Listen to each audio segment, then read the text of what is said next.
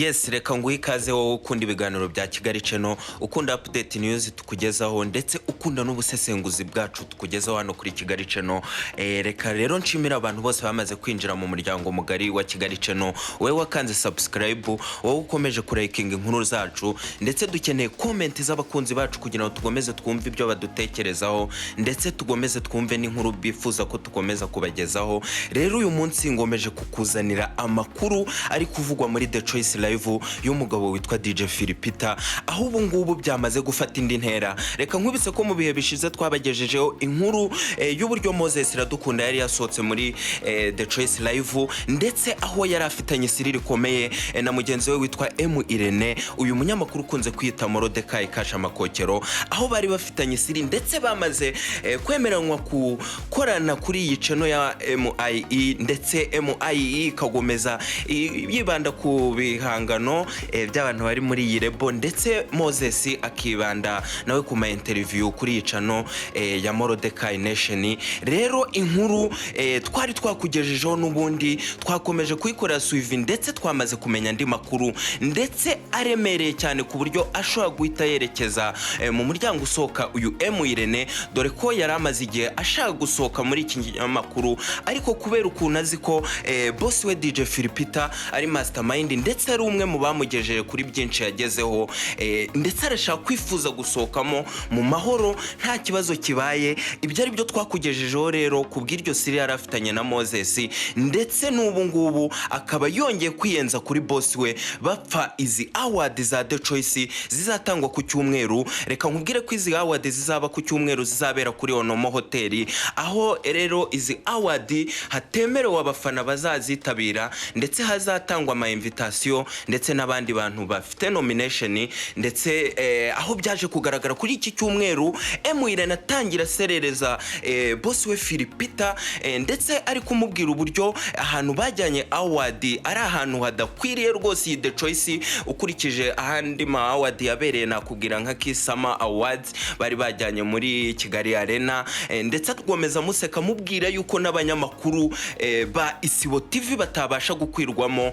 Ibyaje kubabaza rero philpeter ndetse bikomeza kuzana umwuka mubi w'ukuntu izi award batakomeje kuzumvikanaho ndetse abantu bashaka kuzazifata bakaba ari byo bikomeje gutera umwuka mubi hagati y'aba banyamakuru bakomeye. Ndetse nk'amakuru ya Kigali Channel imaze kwakira nuko bishobora kuba byamaze kuzamura amahirwe yo gusohoka kwa M Irene, kuko philpeter arashaka kwikubira nk'ibisanzwe nkuko twagiye tubagezaho inkuru zacu kuri Kigali Channel, ko asanzwe ari umugabo ukunda kwikubira ndetse ukunda amafaranga cyane, ku buryo rero ikintu cyose cyamuhuza n'inyungu ze ku giti cye adashobora kukigendamo gahoro. Rero inkuru tuje kukugezaho n'uyu mwuka mubi ndetse reka nkwibutse ko mu minsi ishize ubwo hatangaga award zo kwisango na muzika, aho byaje guteza saga ikomeye, aho byaje kugaragara ko Knowless Butera yaje kwikubira award zose z'ibyiciro yari arimo ndetse na Clement akaza gutwara award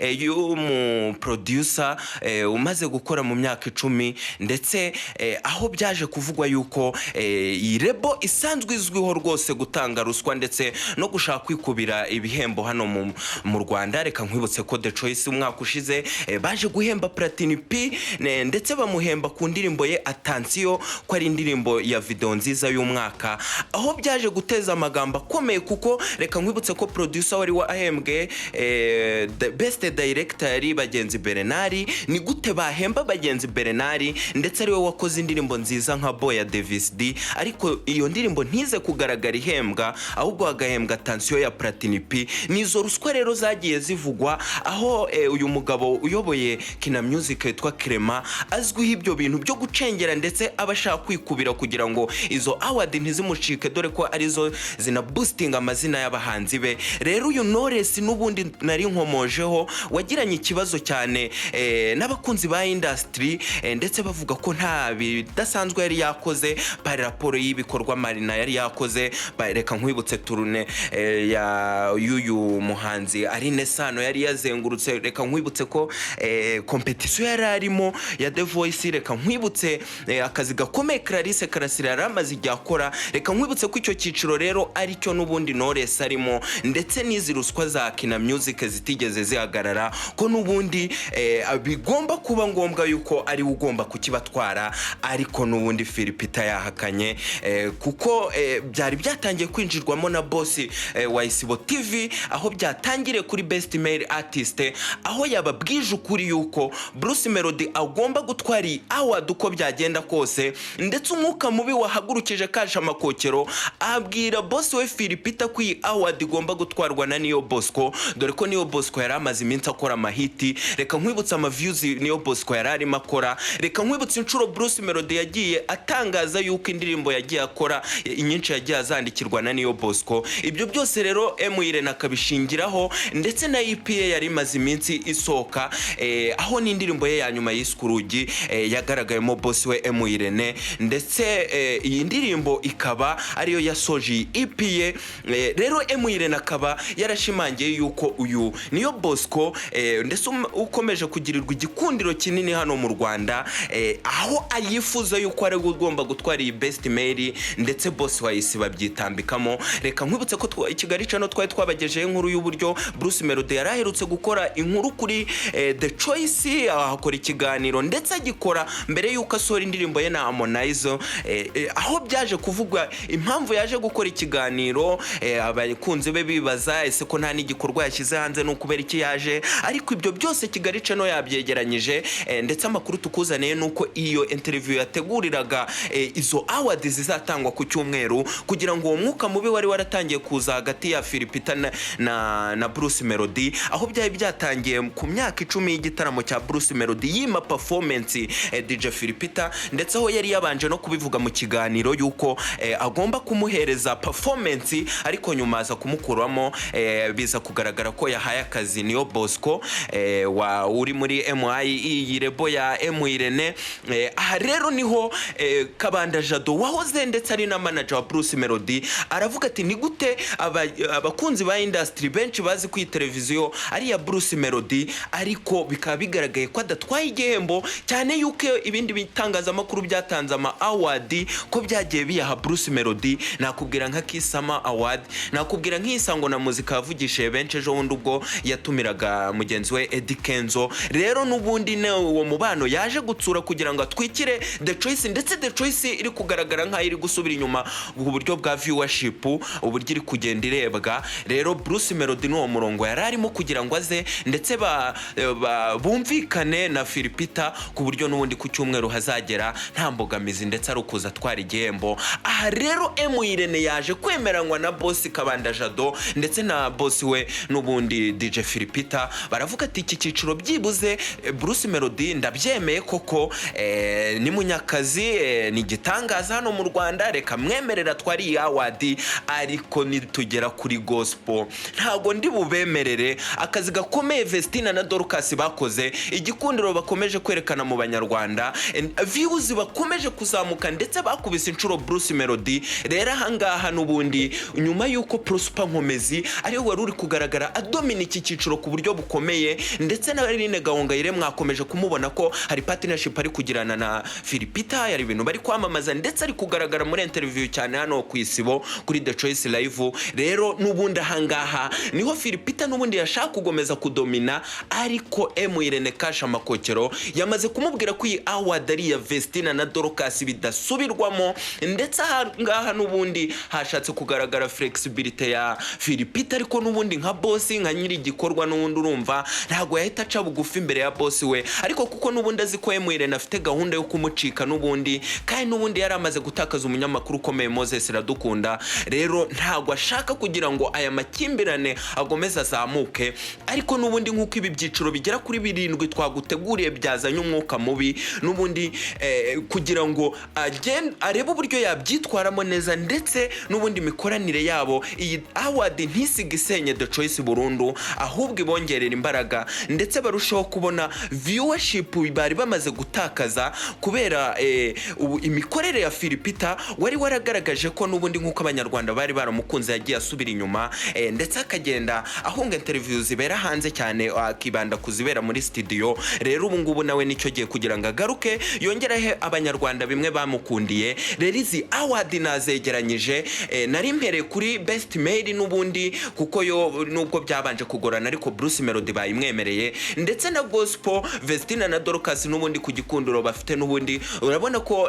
philpeter agomba kubahiriza M Irene, ariko hano harandima award ndetse akeneyemo dominance nini ya philpeter. Reka nkwibutse nka best female na nakomojeho kina music Kerema arashana n'ubundi kugira ngo Knowless ayitware, ariko ntibishoboka kuko mwese abanyarwanda muzi umubano philpeter afitanye na Marina, ndetse muzi n'amakorabo bamaze igihe bakorana n'ubundi. Rero yaba ari nko kwimena inda ndetse no kwisubiza inyuma, kandi n'ubundi aricyo n'ubundi Marina yatagetingaga kuri uyu munyamakuru umaze gukomera. Reka nkwibutse ko n'ubushize n'ubundi hari hagaragaye dominance ya Rine Sano, ariko biza kugaragara philpeter ahaye award Marina n'ubundi nk'ibisanzwe. Ibyo rero ntibitangaje, ahubwo ibindi byiciro ngiye kugarukamo nibyo byakomeje kuvugisha amagambo ndetse na bamwe begereye aba bagabo bombi, aho n'ubundi rwabuze gica, aho ku cyumweru n'ubundi bitarajya ahagaragara. Ndetse reka nkwibutse ko ubushize hari habaye ikosa ryo gutorera kuri website, ariko ubu ngubu babikuyeho kuko n'ubundi byari byagaragaje kutumvikana cyane ho n'abakunzi ba The Choice, kuko n'ubundi abagiye babona amajwi yo hejuru sibo bahaye ama award. Bigaragara ko n'ubundi mu ma award atangwa mu Rwanda hari kugaragaramo ruswa nyinshi ndetse no kubogama. Reka rero twinjire ku cyiciro cya best director, aho umwaka ushize nabikomojeho ko cyatwawe na Bagenzi Bernard, ndetse bitangaza benshi ko Bagenzi Bernard yabaye director mwiza, ariko indirimbo ya directinze ntiyagaragara ihembwa. Aha nashaka kugira ngo ngaruke kuri Oscar Dos Oscar. Uyu ni inshuti ya philpeter yakadasohoka. Reka nkwibutse ko indirimbo philpeter zose amaze gushyira hanze zose yagiye adirectingwa n'uyu Oscar Dos Oscar. Reka nkwibutse ko muri award za Isango na muzika n'ubundi ikigembo cyari cyatwawe na Easy Cat, ndetse agitura big team muri rusange, dore ko ari kumwe n'aba bagabo. Aha rero M Irene nk'umuntu uri kwiyenza kuri philpeter n'ubundi niho yongeye kumwenza, aravuga ati nka director wa MIE nkeneye ko Chris izi nk'ibikorwa yagiye adukorera, nkeneye ko nimba award ari yacu n'ubundi natwe igomba kudufasha ndetse ikaduteza imbere. N'ubundi ahangaha yasabiye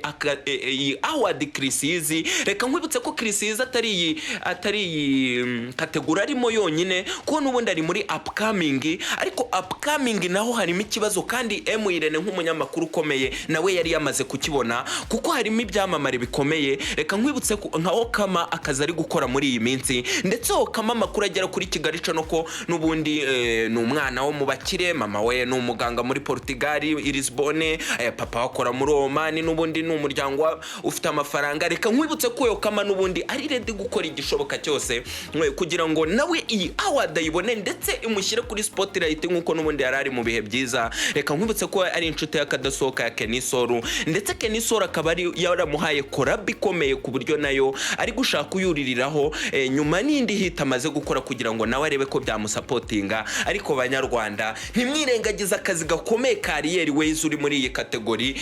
Mwibuke hit yakoze, mwibuke amaprank yagiye ategurana na Sheriwe Juno, nubwo n'ubundi harimo ibibazo, ariko benshi mu basesengura iyi industry ntago tubyemeranywaho ko n'ubundi hari ababona ko n'ubundi zari prank bari gutegura. Rero M Irene nk'umuntu uri kubona ko iyi upcoming artist goye iri hagati ya Okamuri witeguye gutanga buri kimwe, ndetse na Kariyeri Ways wakoze ibintu byivugira n'ubundi abona ko Chris izi. Reka nkwibutse ko iki cyiciro na Komfarimo ndetse na Symphony, ariko Chris izi abona ko ntaho yamenera, ahubwo arashaka twara iki cya best director n'ubundi kugira ngo akomeza muhayesha agaciro muri MIE akoreramo. N'ubundi ariko philpeter nka boss ntaga bikozwa kuko nawe afite inshuti yitwa Oscar Dos Oscar, kandi agomba guhereza igikombe. Yirengagije akazi gakomeye ka Easy Cat, yirengagije Bagenzi Bernard ibintu ari gukora n'ubundi. Reka nkwibutse ko n'ubundi muri best video of the year n'ubundi Bagenzi Bernard arimo. Nakwibutsa nk'indirimbo ya Eva ya Davis, harimo Buravani ye aye, harimo Semanemo ya Kenisoru, harimo icyamamare Medi Maifau. Reka nkwibutse ko n'ubundi Shumureta ya Platini pirimo, ariko muri video of the year naho hasa nkaho M Irene atashatse kwintervena cyane, ariko nubundi ntago rwose amakuru ari kugera kuri Kigali Channel rwose mbabwiza ukuri yuko uyu ngabo medaille nubundi nta kintu agomba gutwara hanga muri The Choice, cyane ko nubundi The Choice bitagetinga ama interview yo kuri murandasi, nubundi Meddy niyo yagitwara nta interview yabaha ngo yenda byibuza avuge ko nayo iri buba supporting ndetse boosting iyi channel iri kugenda igaragara nka isubira inyuma. Ahanga rero ntago M Irene yashatse kwinjira cyane, ahubwo yongeye yinjirana boss we DJ philpeter hano muri influence of the year, aho harimo umucuti we wakadasohoka ndetse wo muri Karise yitwa Rocky Kiraberanya, harimo Miss Jory, harimo Kenisi, harimo super manager ndetse n'uyu muhanzi Mr Kagame. Ntazi nimba ari na influencer nicyo influence cyari cyo, ariko nubundi nkuko ari inshuti ye nubundi yamushyizemo. Reka nkwibutse ko ahana nubundi uyu Kagame akunda gupremieringira ibiganiro bye ari kuri The Choice, nako indirimbo ze kuri The Choice nubundi ni inshuti ya philpeter cyane. Ariko philpeter kuri iki cyiciro nubundi aryamye kuri Miss Mutesi Jory, aho yakoze ibintu by'ibitangaza hano muri Tanzania, aho ari mu bayobozi bakomeye ba Miss East Africa, ndetse aho yaje kwitwara neza aza kugaragara nubundi ikamba ritaha mu Rwanda, ndetse ibi bikorwa bye philpeter arabyapreciate cyane. Ariko nubundi M Irene aramwitambika aramubwira ngo rutwitsi muzi ni Rocky nta wundi ni ugomba gufata iyi kategori nk'ibisanzwe. Jory nubundi nta kintu kidasanzwe nubundi yarari muri kariyeri y'akazi ke, rero naho bongeye bakomanyiriza imitwa ngaha kuba influencer. Reka nkubwire ko M Irene nubundi nkuko natangiye mbikomozaho nubundi wicyo yifuza ari cyatuma atandukana na philpeter, kuko nubundi iyo nzira yarayiteguye amazijya yitegura, haba amaceno yagiye ashyira hanze yaba uburyo yifuza kudirectinga akazi ke nubundi kuko ntago yava mu kazi k'ubunyamakuru, ndetse n'uburyo yabonye mu buhanga Moses Iradukunda agahita mwaprosha. Iyo nkuru twayibagejejeho nubundi ni ugiye kugenda bagakorana nubundi, ariko iyi nzira igomba kumusohora arashaka guprofitiza award kugira ngo nubundi base nkaho bigaragaye ko ari philpeter umwikomye, kugira ngo nubundi batandukane mu mahoro ndetse bakomeze babicuti, dore ko bamaranye igihe kinini kandi rwose philpeter yagiye afasha umunyamakuru. Ahangaha rero kuri izi award zakomeje guteza umwuka mubi, aho nagira ngo nsurinye cyane na kuri gospel harimo Vestina na Dorcas, na kuri video director harimo Chrisizi wa M Irene, na ahangaha kuri best mail nubundi niyo Bosco yararimo, ndetse niyo Bosco ukomeje kugirirwa igikundiro gikomeye n'abanyarwanda. Neka nkwibutse ko Bruce Melody nubundi ubona ko viewership ye nayo yasubiye inyuma n'icyo gikundiro. Reka nkwibutse ko nubundi n'indirimbo izina yasoye mbere ya Totally Crazy afitanye na Harmonize ko nubundi nayo igaragara ko yaflopinze pari raporo y'uburyo indirimbo ze za boostingaga ku ma views kuri YouTube, ndetse n'indirimbo yikaba biri kugaragara ko yamushyanye ndetse nta gikundiro ifite, dore ko nta chat nimwe yoboye hano mu gihugu. Ariko nubundi nkuko Bruce Melody ahagaciriza award, niyo mpamvu yari yateye intambwe ndetse abifashwamo n'uyu boss Kabanda na Jado kugira ngo nubundi amuheshe ijambo, ndetse hano aho byagaragara ko muri saga ye na social mura wari wamenye umuceri wose ku televiziyo yiyitirira gusa kuri bifu bari bagiranye kuri korabo bari bakoreye kwa Zizu. Ariko nubundi Bruce Melody aravuga ngo nakora igishoboka cyose, ariko mu Rwanda nubundi industry nkagomeza nkayiyobora. Nayo makuru rero Kigali Channel yarizanye kugira ngo mwumve ko nubundi zi award ku cyumweru hazaba ibintu bikomeye. Nubundi reka ngusezeranye ko Kigali Channel izaba hababereye kuri update zose zizaba ziri kuba haba ku award ndetse n'umwuka mubi, dore ko nubu ngubu bigeze iki gihe hataramenyekana uburyo izi award zizatangwa, dore ko nubundi abanyamakuru babiri bazitegura, dore ko isibo ari baringa nubundi nta participation nimwe y'isibo usibye kuba platform, usibye kuba aho bakorera gusa, ubundi bindi byose ni ibya mastermind DJ philpeter. Rero nagira ngo uze kuba mu bambere bamenya aya makuru, uze kumenya umwuka mu buri muri The Choice, kugira ngo nubundi nibindi biza gukurikiraho izindi nkuru turi buze kubagezaho, muze kumenya aho biri kwerekera, ndetse muze kumenya n'umugambi M Irene afite, ndetse na Kigali Channel aha kugira ngo hishura ayo mabanga yose, ndetse na philpeter abonereho amenye uko yitwara, kuko atakaje ibi byamamare bibiri bikomeye by'abanyamakuru ndetse byaye bimaze kumwubakira izina. izina, aho yari amaze kuba boss rwose upresentira kuri televiziyo gusa, aho bishobora kuba rwose bigiye kumusubiza inyuma ndetse bikaba icyuho rwose abatumvikana nawe. Nakwibutsa nka saga yari yagiranye na Yago, sinzi nimba Yago igihe ari bukurikiranira amakuru kuri Kigali Channel, turamenya natwe icyo ari buvuge, turamenya ama Twitter ari bukore noneho, dore ko yaje kwidekarara ndetse ashora umwuka mubi kuri philpeter, aho yamushinjaga kuba mu bantu baje gufungisha channel ye. Ariko rwose nk'ubusesenguzi bwa Kigali Channel, Yago rwose ahanga yarahubaguritse ndetse za kugaragara abeshyera philpeter, kuko nubundi philpeter byaje kugaragara ko nta nyungu yari kuba bifitemo, ariko kuko nubundi uyu mwuka mubi wamaze kwerura hagati yabo. Dutegereje rero comment z'ibyamamare bitandukanye, dutegereje uburyo bari buze gukurikirana izi award, ndetse baje kugaragara kuri iki cyumweru bavuga ko izi award zizaba ari award nziza kurusha izindi zatanzwe muri uyu mwaka ushize. Rero nubundi nibyo duhanze amaso kugira ngo turebe ukuntu philpeter ari bubyitwaremo, kugira ngo tuze kureba uburyo ari bubihuze n'iyi mikoranire ndetse no kudasenya ikinyamakuru yubatse imyaka myinshi. Rero komeza ukundi ibiganiro byacu, dukeneye comment zacu ku nkuru tubagezaho, dukeneye ko ugomeza ugasharing inkuru zacu kugira ngo n'abagenzi bawe zibagereho, ndetse mukomeje mwumva ukuntu industry igizwe n'ibintu byitwa gutegura ruswa ndetse n'amaprank yo kubeshya abanyarwanda. Ibyo byose rero niyo mpamvu Kigali Channel ahangaha kugira ngo byose tubibagezeho. Wowe kundi ibiganiro byacu rero reka ngushimire kandi ukomeze ugire ibihe byiza. Huri ciao ciao.